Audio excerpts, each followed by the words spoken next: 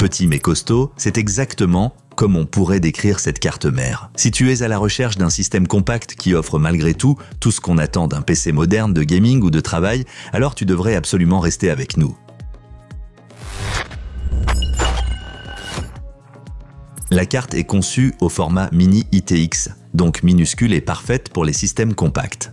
Mais ne te laisse pas tromper par sa taille, elle cache plus de puissance qu'on ne pourrait le croire au premier coup d'œil. Commençons par la compatibilité processeur. Tu peux installer presque tous les processeurs Ryzen modernes à partir de la série 3000 jusqu'au très apprécié modèle Ryzen 5000. Tu es ainsi parfaitement équipé, aussi bien pour le gaming que pour des applications comme le montage vidéo ou le rendu 3D. Pour la mémoire vive, tu disposes de 2 emplacements pouvant accueillir jusqu'à 64 Go.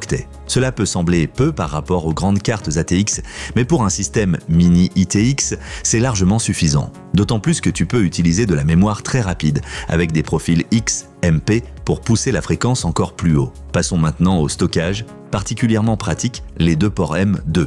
L'un est directement relié au processeur en PCIe 4.0 et offre des vitesses de transfert extrêmement rapides pour les SSD modernes. Le second est relié au chipset et fonctionne en PCIe 3.0. Tu as en plus 4 ports SATA pour des disques classiques. Et pour que tout cela fonctionne de manière fiable, il faut une alimentation solide. C'est exactement ce que propose cette carte avec une solution à 8 phases garantissant une puissance stable même avec un CPU costaud. Le refroidissement est lui aussi bien pensé. Dissipateur massif, caloduc et plaque arrière permettent de maintenir des températures basses même lorsque ton système est fortement sollicité. Regardons les connectiques. Pour ta carte graphique, tu as un slot PCIe 4.0 complet. Sur le panneau I/O, tu trouves des interfaces modernes comme l'USB 3.2 Gen 2, y compris en type C, 2 sorties HDMI et même un DisplayPort.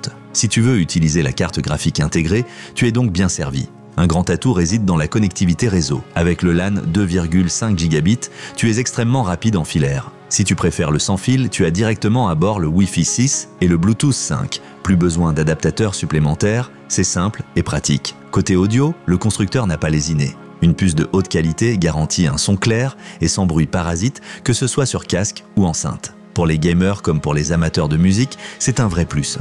Et bien sûr, l'aspect visuel ne doit pas être oublié. Avec RGB Fusion, tu peux personnaliser ton éclairage et connecter d'autres composants via les entêtes disponibles. Même dans un petit boîtier, tu peux ainsi créer une ambiance cohérente. Au final, cette carte est un ensemble très complet pour tous ceux qui veulent te construire un petit système puissant. Si tu as maintenant envie de jeter un œil de plus près à cette carte, consulte absolument les liens dans la description de la vidéo.